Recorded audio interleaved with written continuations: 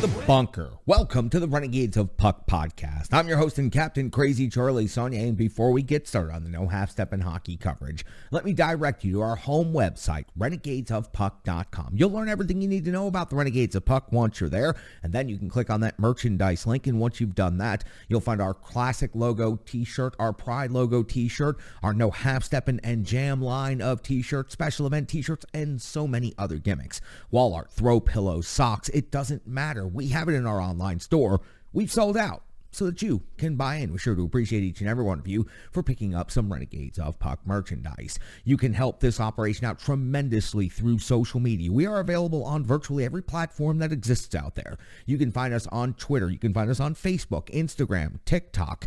Wherever it is, you will find the Renegades of Puck. So please take just a second and give us a like, give us a subscribe, give us whatever it is that's going to help build this operation up. You can find the podcast in video form on YouTube. You can also find the podcast in audio form on numerous different sites, Google, Stitcher. You can find us on all of those, Spotify, and you can also find the live stream on Twitch. There are so many different ways to consume the essence of No Half Steppin' that is known as the Renegades of Puck, and we sure would appreciate if you would help us out on each and all of those platforms. Thank you in advance. Stick taps, love, and respect. You can become a partner of the show by going to Venmo. Just search Renegades of Puck or scan the QR code that is currently on your screen. We sure to appreciate any donation, no matter how much it is. It goes to help us out here tremendously in the bunker. As you can see, we've upgraded a bunch of different equipment since we just started over a year ago. We've also put that money towards a bunch of different special events and some other things that we'll have telling you about here very soon. An investment in the Renegades of Puck is investing in a group that does everything the right way from the ground up. Built by Renegades for Renegades. We appreciate each and every one of you for the donations. Thank you so much. Now, it's time to deliver the goods, and the No Half Step in Hockey coverage is operation number 669 for the Renegades of Puck. That's right, show number 669. On this date in hockey history, the Nashville Predators currently find themselves in 5th place in the Central Division. After 7 games played, they hold a record of 2, 4, and 1. They have a total of 5 points. They have a road record of 1, 2, and 0, a home record where their next game will take place of 1, 2, and 1.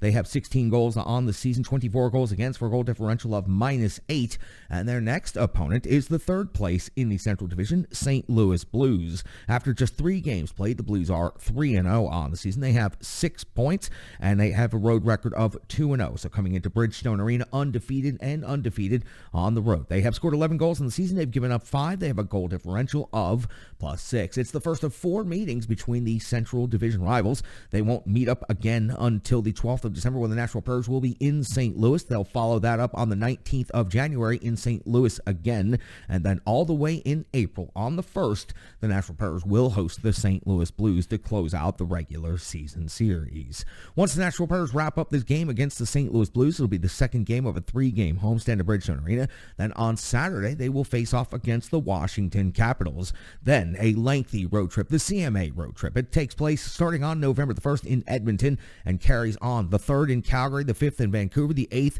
in Seattle, and wraps up on the 10th in Colorado. That is going to be some intense hockey as the Nashville Predators go out on the road for a significant amount of time. Now, for the Nashville Predators, they have an opportunity to take a couple of days off now, having a fairly busy beginning of the schedule. They've played the most games in the Central Division at this point, but they find themselves in 5th place, which means they've not been able to accrue very many points along the way. The Dallas Stars at this point in time have played 5 games. They're 4-0-1.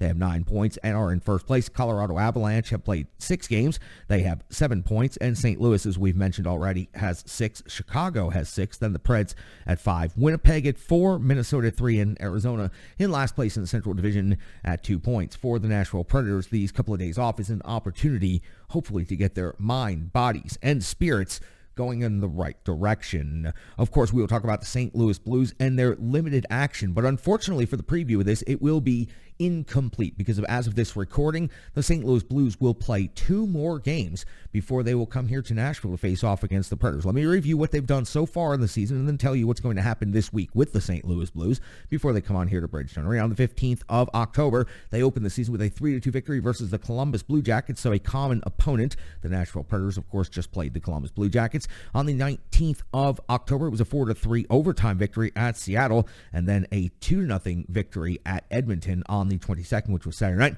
Monday night, they'll close out the next portion of that road trip in Winnipeg before heading off back home to face off against the Edmonton Oilers, and then coming here on Thursday immediately to face off against the Nashville Predators. Taking a look inside the numbers as they stand as of this recording, the Nashville Predators goals for 2.29 on the season is 31st worst in the NHL. You can't call that best. Goals against at 3.29 is 20th. Shots for 28.9 is 25th. Shots against 31 is 16th in the NHL. Their power play 6.9%, 30th rated out of 32 clubs in the NHL, 2 out of 29 conversion. I'll save my analysis and opinion for the next segment on that one. The penalty kills it, converting at 85.2%. That's 10th best in the NHL. 4 power play goals against. On the other side of the ledger through 3 games, the St. Louis Blues have some impressive numbers. Goals for 3.67 is good for 9th best in the NHL. Their goals against at 1.67 is 2nd overall in the league at this time. Shots for of 25th is 30th in the NHL. Shots against at 27.7 is 6th. Their power play much better than the Nashville Predators, 28.6%. That's 8th best in the NHL. They've converted 2 out of 7 times. Their penalty kill is 100% conversion. They're first overall in the NHL. They've not given up a power play goal on the season. Individual statistics, and you know the St. Louis Blues bring in some high-powered offensive threats, and Tarasenko has always had big games against the Nashville Predators. He leads the Blues in scoring currently with 2 goals and 4 assists for 6 points. Braden Schen's at 1 goal and 4 assists for 5 points. Falks at 3 and 1 for 4. Thomas 4 assists for 4 points total, and Buchnevich 1+1 for 2. And Buchnevich also usually plays very, very hard and good against the Nashville Predators. Jordan Binnington in net at this time. 3-0, 9.40 save percentage, and 1.65 goals against average, with the back-to-back scenario coming up Wednesday, Thursday, Edmonton, and then here in Nashville. No telling how St. Louis is going to deploy the net minors. We won't really know that until much later in the week. When it comes to the individual stats for the Nashville Predators, Mikael Granlund's off to a good start to the season. No goals, but 6 assists, and that leads the team in total points with 6. Nino Niederreiter also good addition in the offseason. He is off to a very good start. 4 goals leads the team. 1 assist added to that. 5 points is second overall in the team. Forsberg at 2 and 2 for 4. Johansson 2 and 2 for 4. Duchesne 2 and 2 for 4. The goaltending numbers are not good at this time. UC Saros is 1-3 and 1 and 8.94 save percentage, 3.04 goals against average.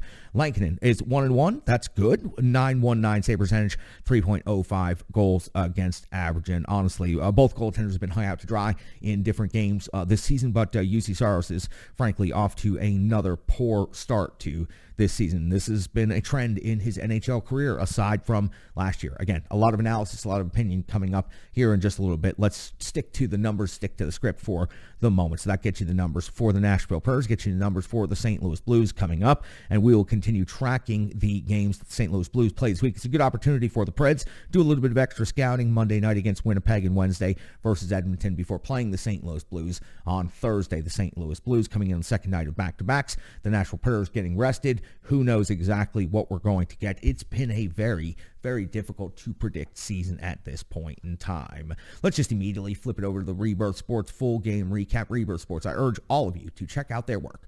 RebirthSports.com, where you can find them on social media, Facebook, Twitter, and Instagram. They take visions and make them reality. They are not just jersey makers, they are hockey tailors.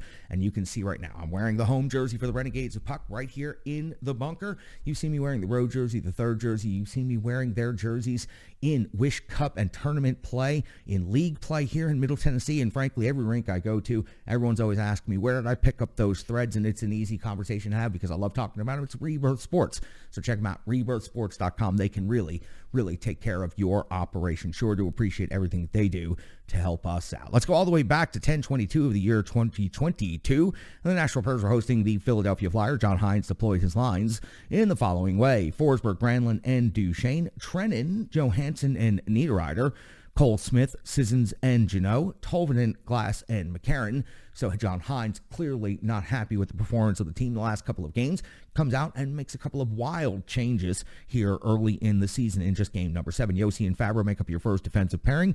McDonough and Ekholm, Borowiecki and Carey make up your third pairing. UC Saros gets to start at Bridgestone Arena on home ice. We are only 29 seconds into the first period. Nino Niederreiter is stopped by Hart, crashing the slot. Hart first shot on goal of the game for either team. 2:15 of the first period, Borowiecki and Delorier take a fight 5 minutes hits each, but it was more of a lost balance, went down to the ice immediately. I'm not even sure if a single punch was actually landed or even really thrown. 3:13 of the first period, Hayes picks up his first goal of the season, giving the Philadelphia Flyers a 1-0 lead at Bridgestone Arena ice. It was Philadelphia's first shot on goal of the game, and it was a shot from the circle after the defense lost the battle and was unable to clear the puck.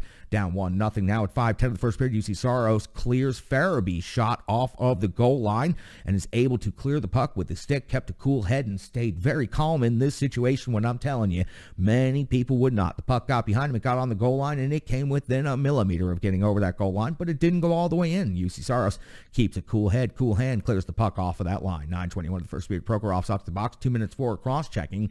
2 shots on goal for the Nashville Predators, and I just made the note that it's bad. It's really bad. 12:28 of the first period. Hart comes up with a save on Ekholm. Janot crashing the net hard and bringing the jam. At 16:47 of the first period, we see Smith and Sealer off to the box. 5 minutes each. This situation escalated quickly. Cole Smith getting a chance on the hard line and getting an opportunity to prove to the coaching staff that he wants to remain here at the NHL level. He immediately was ready for this scrap. They go to the box, 5 minutes each. 18:22 of the first period. UC Saros comes up with a save on Konecny at 18:36. McEwen gets his first goal of the season, giving Philly a 2-0 lead over the Nashville Predators. He wins the battle to the loose puck in the slot, and it goes through the 5-hole. That's kind of how this first period went for the Nashville Predators. 2-0 in favor of the Flyers at the end of the first, and the Nashville Predators are out shooting Philadelphia 12-6. 4:31 of the second period. UC Saros has to come up with a huge save because Philly has some intense pressure for an entire shift. The Preds D is absolutely worn down and gassed. 6:01 of the second period. UC Saros comes up with a save on Konecny. Philadelphia has 7 shots in 6 minutes to start the period. That's more than they had in the entire first period, and they are out there buzzing on the ice. 6:24 of the second period. An incredibly scary moment at Bridgestone Arena as Borowiecki is hit by Frost behind the net. He was left motionless and had to be stretchered off the ice after several minutes. Now, there was nothing about this hit by Frost that was dirty in any way. As a matter of fact, it wasn't even that hard of a contact. That is what may be most concerning. Now, reports, and I'll go ahead and break from the game recap just for a second to say immediately. Reports after the game is that Mark Borowiecki was moving. He was released from the hospital, and he is at home resting, awaiting further evaluation in the coming days. But it was a scary situation. Bridgestone Arena was left completely silent for several minutes. And also, while we're paused right here, just want to say stick taps, love, and respect to the Philadelphia Flyers and their entire organization.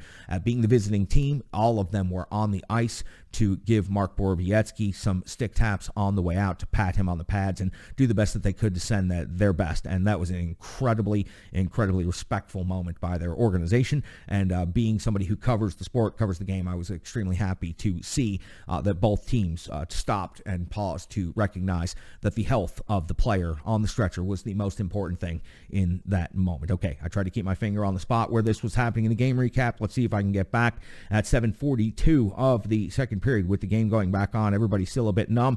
Johansson off the box, 2 minutes for hooking. Frost then off the box, 2 minutes for delay of game. Was be a 4-on-4 for a minute and 15 seconds. Hart would come up with a save on Niederreiter's deflection. Hell of a save, hell of a deflection right here. Good hockey by everybody on that play.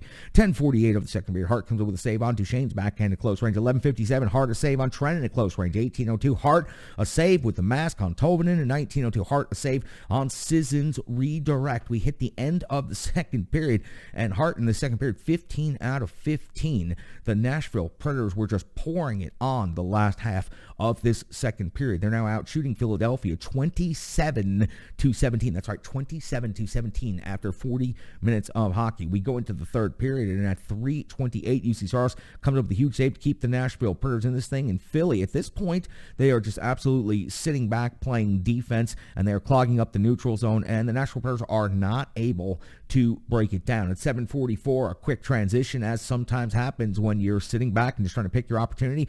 Farabee is able to get a snipe from the circle, giving Philly a 3-0 lead, and honestly sending a lot of people at Bridgestone Arena for Broadway a little bit earlier than you might expect. 11:17 of the third period. Hart comes up with a save on Forsberg at 13:36. Yossi's off the box, 2 minutes for a cross-check, and he was livid about this penalty call. I think a lot of frustration well beyond what the penalty call was at this time was coming out of the Nashville Predators captain. Honestly, very surprised he didn't get misconduct in this scenario and get sat for the rest of the night. But Roman Josi off the box, 2 minutes for cross-check. At the time, 16:13. Van Riemsdyk's off the box, 2 minutes for tripping. The Preds pull the goaltender at that moment, go for the 6-on-4, and at 17:48, Duchesne is able to put a puck in the net. It's a wrist shot from the circle, getting the Nashville Predators at least on the board and allowing the fans to stand up out of their seats and cheer for something in this game. That would be your final. Philadelphia wins 3-1 at Bridgestone Arena. The Preds do outshoot the Flyers 32-25, and Preds fans were not pleased walking out of the rink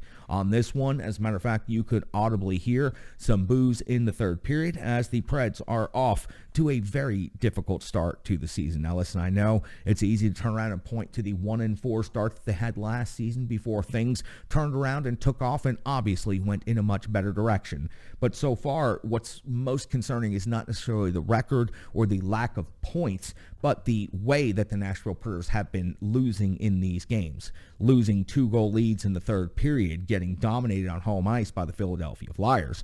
These are things that did not happen last year when the Preds were off to a slow start. UC Saros off to another slow start. The Preds off to an incredibly slow start. The fan base incredibly frustrated. We've got analysis, opinion, stats, and all of that coming up here in just a moment. That was the Rebirth Sports full game recap. UC Saros was 22 out of 25 in this game, and it's another slow start for the season. An 8.94 save percentage, a 3.04 goals against average. When I talk about NHL goaltenders, I always rely on the numbers of being a caliber of for the league. You have to be over 900 on your save percentage, and you have to be under 300 goals against average. Listen, if you're right up against those numbers, you're borderline an NHL goaltender. UC Saros has had these stretches at the start of seasons before. It is difficult to watch. It's hard to understand when he's going through these stretches at the beginning of seasons how he can become a Vezina finalist and how he can easily be one of the best goaltenders in the NHL. I have no doubt UC Saros will play significantly better hockey than he has been playing to start the season. He has a track record of turning it around each time he has had a slow start. There have been seasons when Nostradamus and myself have sat here and debated whether UC Saros should be back in Milwaukee getting some tune-up starts with the Admirals, but he has always seemed to turn it around right about that time.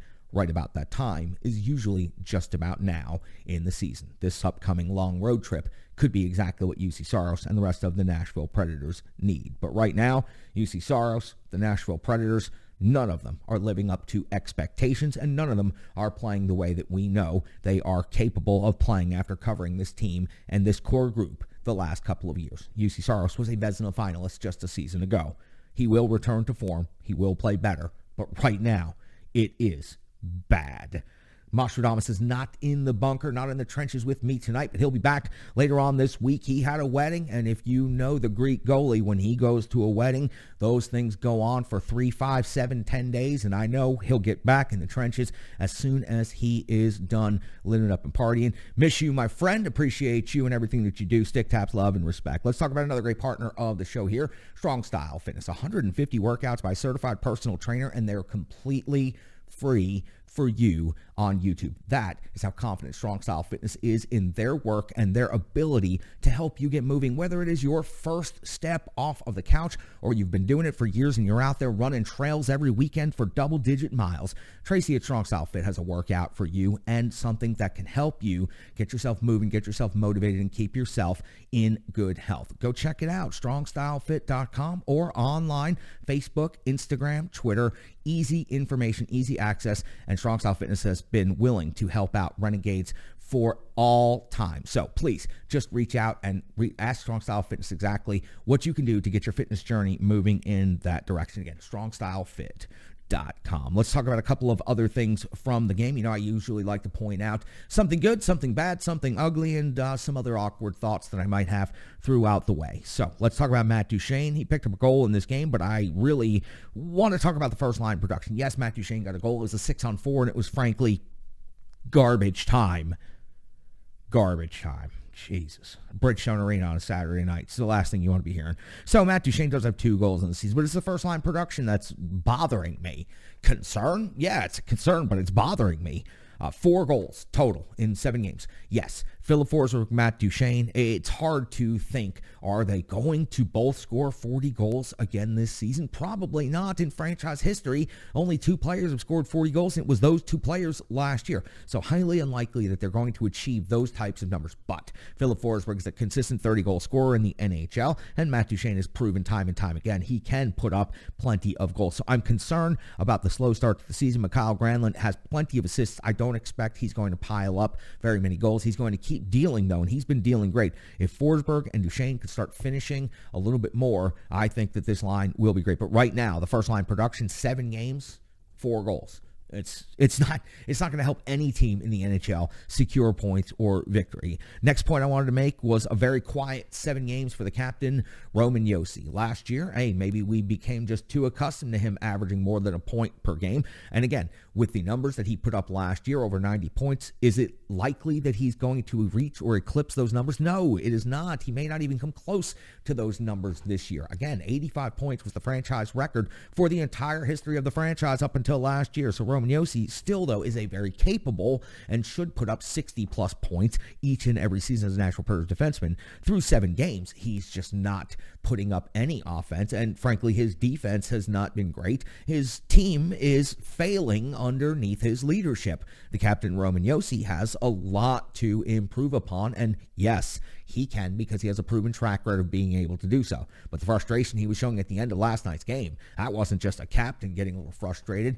He was embodying everything that everyone in the fan base is feeling right now, which is a tremendous amount of frustration. Through 7 games, it's still October. People are wound up like it's friggin' April at this point. Everyone, including the team, needs to calm down. But the captain, Roman Josi, needs to get control of the situation. He needs to up his game. He needs to up his team's game. That's what it means to be the captain. It means to look yourself in the eye first and then look every one of your own teammates in the eye and get them motivated. With this break, with this couple of days off, I sure hope they can find a way to do that. Now, I'm sick of this topic already, but I have a feeling it's what we're going to keep talking about. 2 of 29, the power play, 30th in the NHL, and that is not even the worst part of all. The shorthanded chances against, the number of breakaways they're giving up, odd man rushes against shorthanded. It is beyond pathetic at this moment in time. And the Nashville Predators have to really bear down this week. When they have a couple of chances to practice over at Centennial, they really need to work on this power play, and it needs to be crisp movement of the puck, crisp movement of bodies and shots on net. Whatever it is that you've been doing through the first 7 games, it's not going to work for anybody. And I do want to talk about Ekholm and McDonough. I have confidence in both of these defensemen. I have seen and read a lot of online commentary, and of course that can view and skew in any directions. But I've seen a lot of people saying that Mattias Ekholm is simply not a good defenseman. Mattias Ekholm is a very good defenseman. He is switched sides this year, and he's adjusting to a brand new partner and a brand new teammate, and clearly they are both struggling. Now, I asked the question, though, when do you change it up? Do you give them 10 games together before you say, look, the experiment, we thought it could work, but 1/8 of the season is complete, and that defensive pairing is getting lit up entirely too much. Ryan McDonough is going to fit in anywhere with anyone you put him on. Ryan, this stage of Ryan McDonough's career, he's not a top pair defenseman. He shouldn't be out there 25, 26 minutes a night. But is it something you look into to settle the D core down, putting Ryan McDonough with Roman Josi for a little while and then putting Ekholm back on his more natural and comfortable side? You have to figure out at some point, where is the demarcation line for needing to make that change. Ekholm and McDonough, I had high hopes from them coming into the season. The first 2 games, I thought they played well together, but since then, it's not been a very good look, and the numbers and the stats are absolutely bearing that out. Stripe Digital Solutions is another partner of the Renegades of Puck, and Stripe Digital Solutions comes through again. Another brand new poster that I will be debuting here before the end of the episode. Just simply incredible. Check out Stripe Digital Solutions at stripedigitalsolutions.com or Facebook, Instagram, and Twitter. otherworldly digital partners. In this world that we currently live in, if you run a small business, if you run a project, you need a strong digital partner and a strong digital presence, and nobody is going to be better and helping you out than Stripe Digital Solutions. You know, last night when everybody was up partying on a Saturday night, watching college football and watching hockey and having a good time on the weekend, Stripe Digital Solutions was emailing me prototypes of new graphics at 10 o'clock last night. That is the level of commitment that Stripe Digital Solutions puts into their work.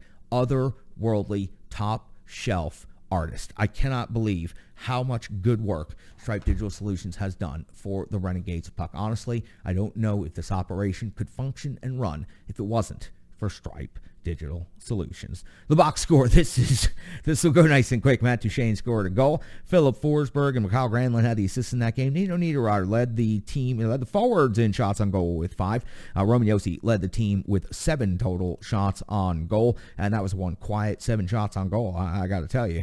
Block shots for the game. Ryan McDonough had 4 block shots in this game. When it comes to hits, Alex Carrier had 5, and I was trying to figure out, how are they counting his contact, or are they counting the number of times he got knocked flat on his ass, because Alex Carrier got dominated by the Philadelphia Flyers. Now, he's usually a pretty steady and reliable defenseman. In this game against the Flyers, he was targeted, taken off his skates a number of times through physical play, and therefore made a complete non-factor. Time on ice, absolutely no surprise here. Mikhail Granlund leads the forwards in time on ice at 18:53, and then when it comes to defensemen, Roman Josi, of course, led the team in total time on ice, as he usually does, 29:45 in total time on ice. That is one quiet 30 minutes for an offensive threat and weapon, the level that Roman Josi is, and the captain of the Nashville Predators. Again, I talked about a lot in here, and not a lot of it was very positive, but it's hard to talk about things positive, but I'm talking about it from a level-headed perspective and what I expect, and based on evidence from the past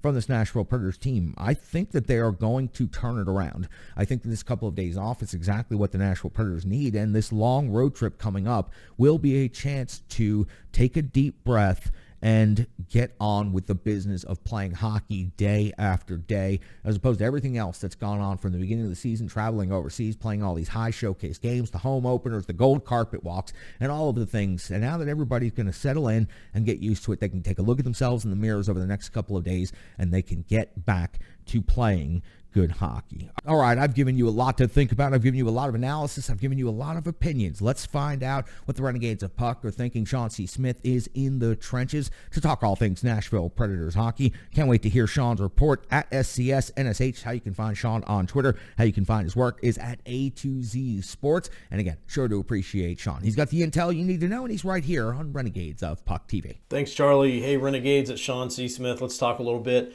about the game we just watched. Well, at this point, it was a couple of days ago, but the last game we watched against the Philadelphia Flyers. Now, I remember saying that just because Philadelphia was supposed to be a bad team didn't mean that you should expect a Preds victory. I mentioned as I was closing that the Flyers had been on kind of a hot streak and are trying to prove everybody's predictions and expectations wrong, and that is kind of part of what you saw against the Flyers. Now, I'm not going to say that the Flyers played an overall better game than the Predators. They had very opportunistic scoring, taking advantages of errors and mistakes the Predators made along the way. But let me say this.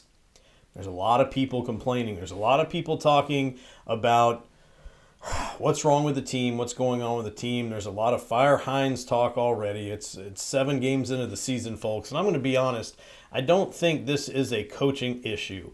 And there's a lot of people who are going to say, well, Sean, look, it's not a coaching issue, then why are all the players playing so badly? They're just not doing things right. But what you saw against the Flyers was, I think, a good game plan that was being executed poorly. And that doesn't fall on the coach's shoulders. That falls on the players' shoulders. Now, the funny thing is, and this has been a theme recently, is that if you want to blame everything on execution, and that's fine, I think you can at this point. We are literally only 7 games into the season. Talk to me after 20 games and let me know how things are going. And if it's still looking like this, we'll be having a very different conversation.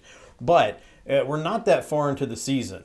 And I want to say this. I've got a little tweet up here from my partner over at A to Z Sports, Alex Doherty, and I'm going to read it to you. So if I'm not staring at the camera, that's why.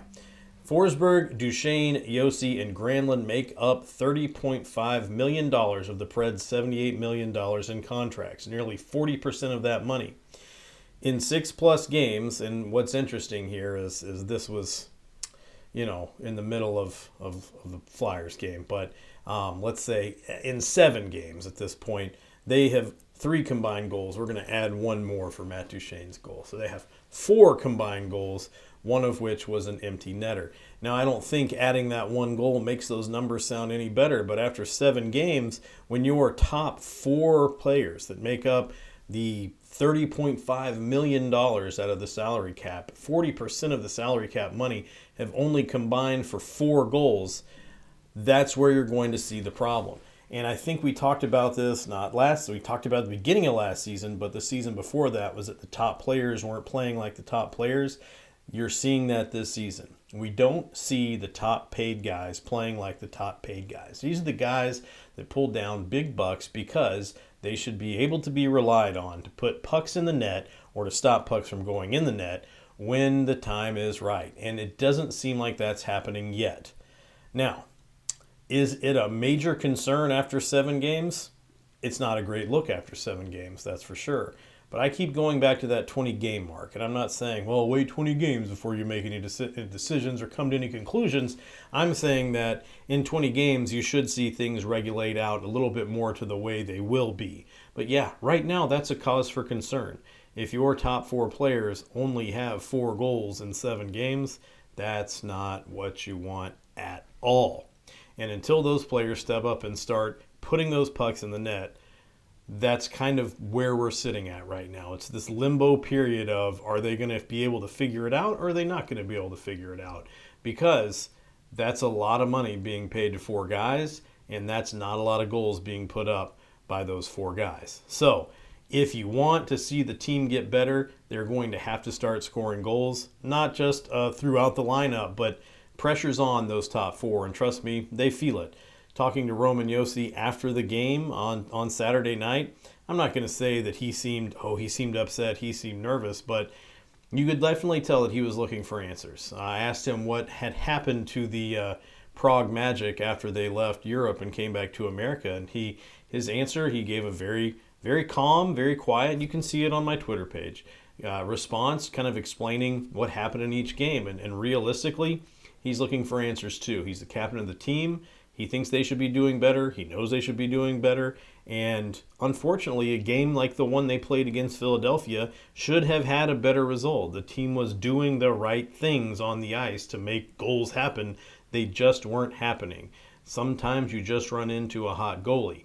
Now, that doesn't explain the other 4 games since they've returned from Prague, but things were trending upward after a few rough games, and then they got a little bit better, kind of dropped the ball there, and then you have a game like the one you had on Saturday. Now, that's not me making excuses. That's me trying to explain what I think's going on. And, of course, the answer I got from Roman Josi, if you go check it out, see what he has to say, quite frankly, he's trying to figure it out. They're back. Things aren't going the way they think they should, and they're trying to work through it. The coach is telling them what needs to happen. The players are trying to execute, but for whatever reason, they're not executing. So, Renegades, that's about all I've got for the day. Hopefully, with a few days off, they should be able to right all of the things that are wrong. And at the same time, all of my good thoughts, hopes, and prayers go out to Mark Borowiecki. Got great news that he is out of the hospital and seems to be just fine. No major injuries. So whatever injuries he's facing, I hope he has time to recover and heal from those with his family. And I'm glad that this was not a much more serious incident. That was a pretty scary moment on Saturday night. So with that, Charlie, I'm going to send it back over to you. Find him on Twitter at SCSNSH. Find his work on A to Z Sports. And check him out right here on Renegades Puck TV. It's got the intel that you need to know. He's the one and only Sean C. Smith. Sean's not the only Renegade in the trenches tonight. We're also going to hear from Rachel K. from ontheforecheck.com. Rachel is in the trenches. She's got a bit of a motivational talk right here. She is one hell of a captain, a competitive leader, and she's got some words for the Nashville Predators. Rachel, the show is all yours. Hey, Charlie. It's Rachel. I'm pretty disappointed in these Preds. What changes? The lineup? The coaches? Management? These aren't our Preds. Some want recalls from Milwaukee. What's the right answer? I don't know. A few more games like this, I'd expect some changes. Where's that identity? Where's the grit and tenacity? I'm going to leave you with this thought. When it gets tough, do these Preds dig in and find answers? Or do they give in? I'll tell you this. Nashville fans have seen it all. The highs, the lows, and it's really tough to see these doldrums and this funk that our guys are in, but it's part of the process. Remember that, Nashville fans. This team's leaders will lead. This isn't just about the guys with the letters on them. Who pulls this team out of the muck? The leaders will lead, or else this season goes bad really fast, and a poor start will mean Nashville can't recover. As General Colin Powell said, there are no secrets to success. It is a result of preparation, hard work, and learning from failure. Let's put that hard work to the test. From ontheforecheck.com, that's Rachel K. Stick taps, love, and respect. Rachel, sure to appreciate having you back on the show and back in the trenches. Rachel is always welcome here on the show. From ontheforecheck.com, I want to tell you about something really, really great. Las Vegas with the Renegades of Puck. Take a look at the brand new poster and the brand new graphic as we are promoting now, full speed ahead and full time, the Renegades of Puck in Vegas on New Year's Eve. We'll do that through a great partnership with Ships and Trips Travel. Now, these spots are starting to fill up, and they are going to fill up pretty quickly. It is limited because, after all, it is the Nashville Purse at the Vegas Golden Knights, and it's taking place on New Year's Eve in Las Vegas. It's the road trip of a lifetime. Listen, you're already starting to think about those Christmas gifts, and what are you going to do to come up with something great? Well, here it is, right here. Go to renegadesofpuck.com/Vegas and get all of the information, or go to shipsandtripstravel.com and get all the information about how you can reserve your spot now for the road trip of a lifetime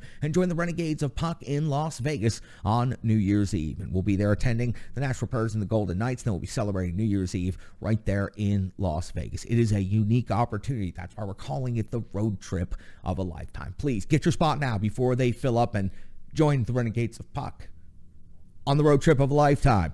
Can't wait. I'm so excited about it, so pumped. And that graphic right there, I just want to keep talking about it because I want to leave it up. Actually, which side's the graphic on? The graphic's on this side. I'll figure this out one day. Now it's time to hear from the Ultimate One. The Ultimate Predator is back in the trenches. I'm so happy to have Ulti back. I know Ulti is not in a good mood, and I know he's not in good spirits, but he's here to file this report right now. Renegades of Puck TV. Listen, I get it. We haven't won since we got back from Prague. We keep snatching defeat right from the jaws of victory.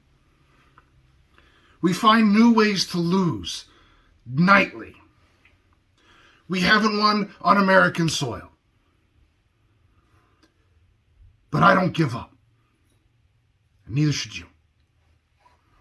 Because we've seen what this team can be capable of.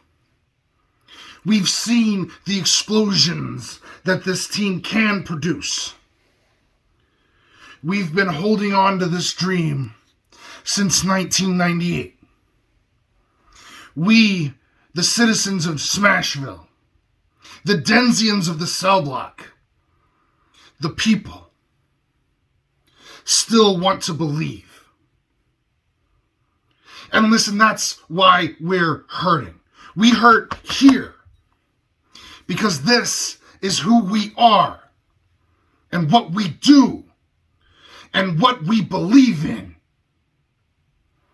Hockey is not just a sport. It's a passion. It's in the blood. It's in the heart. So fans, that's what I want you to remember right now. I want you to remember the feeling you got the first time you ever stepped into Bridgestone Arena. Whether you stepped in when it was Bridgestone, whether you stepped in when it was the Gaylord Entertainment Center, whether you stepped in when it was just the Nashville Arena. I want you to remember. Remember that passion. Remember that feeling, the goosebumps that came up your spine and down your arm. The feeling you got when that first goal was scored. When you saw your first victory. Because that's the passion that we need right now. We need to remember our passion. They need to remember theirs. there is a team that is gelling and that is ready. Because they don't play for anybody else but us. They play for our crest. We play and defend this shield. We play and defend our arena. This team can and will be strong and remain strong. We've seen it. We know the passion. We know the players. We know the talent. And we know the dream. Remember that dream. Remember that passion. Bring the heat. Bring everything that you've got, and remember who we play for and who we are. And remember, you're first. Remember how we stand, how we unite, and feel that passion. We can, we must, we will. He is the ultimate predator, and I sure do appreciate the ultimate one jumping in the trenches for the Renegades of Puck, just like Sean C. Smith, just like Rachel K., and just like each and every one of you. It's a rotating cast of characters here on the Renegades of Puck and in the trenches. Brian Basson will be back soon. Get well soon, Brian. Brian had a bit of a tough weekend, wasn't feeling good. Nostradamus was at a Greek wedding, which means he should be back sometime in the next couple of weeks. And, of course, you know, all the other Renegades of Puck will be here rotating in and out of the trenches as needed, as they have the intel that you need to know and the numbers that you need to hear about. So appreciate each and every one of them for jumping in the trenches. Now, this is going to be real simple, and I'm not gonna pound the table. I'm just gonna say it plain. You got a couple of days right here, and then you got 2 home games, and then you got a long road trip. It's as simple as this. Look yourself in the mirror and say this. Get your shit together. You just got to get your shit together. That's all there is to it. I don't want to hear about, well, we played really good in this game, but you lost by 2. I don't want to hear, well, you know, for certain stretches of time. No, just get your shit together and play a full hockey game and get 2 points and get out of the rink. Just, that's all. It is, there's no deep speech here. Get your shit together. Get it together. That's all. You have 2 home games and then a long road trip, and then suddenly it's going to be Thanksgiving. Get your shit together and win some hockey games and put some points on the board and take the stress off of yourselves, off of the coaching staff, and take the frustration away from the fan base so at least they can pause and consider what this team is capable of the rest of the season. But right now, nobody can get by it, and everybody's already tired of hearing about, are they competitive? No, this is the NHL. It's the NHL. It's the top league in the world. If you're not ready to play, then go away. Go play somewhere else. There's plenty of other leagues in the world you can half step through. But get your shit together. That's it. No more. No speech. No big thing. If you don't get your shit together, I'm going to flip out. And I'd say I'd overturn the table. But, I mean, if I could overturn this table, then I would have a career in a much bigger industry than this. This table, this damn thing is built solid. Bunker was built by Renegades for Renegades. So it's simple. Do you remember what I said? Do you remember what I talked to you about? Get your shit together. That's it. For each and every one of the Renegades of Puck who do have their shit together, thank you very much. Stick taps, love, and respect. Appreciate every one of you. We'll be back later on this week. Going to make a couple of changes to the bunker. Going to make a couple of changes to the broadcast itself. Coming up in the next couple of days. A couple of days break is an opportunity for us also to get a couple of things accomplished. So thank you very much. Sure do appreciate each and every one of you. Stick taps, love, and respect. I'm your host, Captain